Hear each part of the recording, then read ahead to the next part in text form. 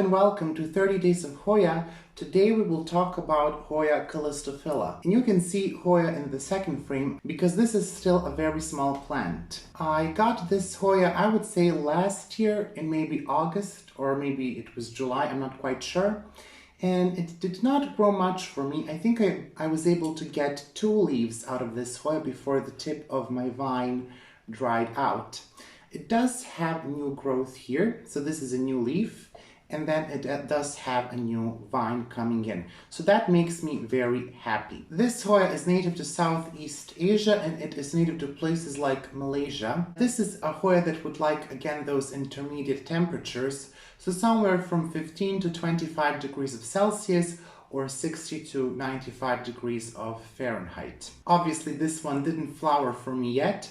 I did receive it with a peduncle and I am hoping it will flower this year for me. I keep it on my Hoya shelf under an LED light and the temperatures are around 23 degrees of Celsius with a constant humidity of over 60%. If you go to Doug Chamberlain's website, Vermont Hoyas, you will see that this Hoya seems to like a lot of humidity, so for him it only grows 3 months of a year. For me it barely grew at all. So I think I will try to keep the humidity a bit higher around it this year. I'm not so set on flowering this Hoya, but I would definitely like to see more of the leaves. I think the leaves look quite beautiful.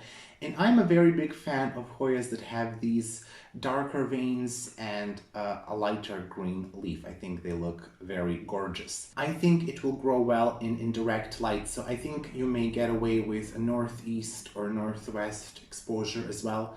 Of course, I would say that eastern windows are always your best bet for Hoyas, except for the ones that really like high light. But I think the callistophylla is not one of those. Even Doug confirms it himself. This is a Hoya that prefers less light. That doesn't mean low light or no light. It just doesn't want to be in very, very bright and very high light conditions. Of course, easy way to tell that is to look at the leaves. I think the leaves on this one will also get a bit red if it gets a lot of light. In terms of water, I water this again every 7 to 8 days, sometimes a bit more. I will check the mix to see if it dried out. It was just recently watered, but you can see the mix a bit better.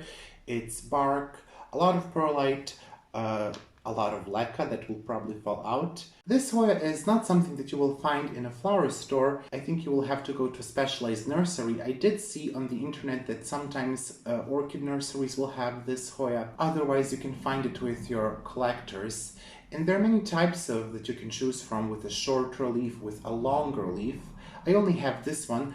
I'm not sure if it's with a shorter or a longer leaf. I would say this is the shorter leaf version, but I'm not 100% sure on that, so don't quote me on that. But I think it looks very beautiful and it's not very difficult to grow. Really, the only issue that I had is the tip of the vine drying off. And I think that's possibly because I wasn't paying attention to watering enough, which did happen to me in the beginning, but now I am more on that and I can see that it's putting out new growth. So we will see if it will bloom this summer. I'm definitely hoping. Again, I will try to provide more humidity. People say that this is really a Hoya that enjoys more humidity and it grows much better then. And it doesn't like too much heat. Of course, it likes warm conditions, but I think temperatures that are 30 degrees of Celsius might not be something that this particular Hoya wants. I think if you have a chance to get it, and if you have some experience with Hoyas, I think this one will be a great one for you. It's very, very beautiful. I was over the moon when I got it, when I saw it in person for the first time.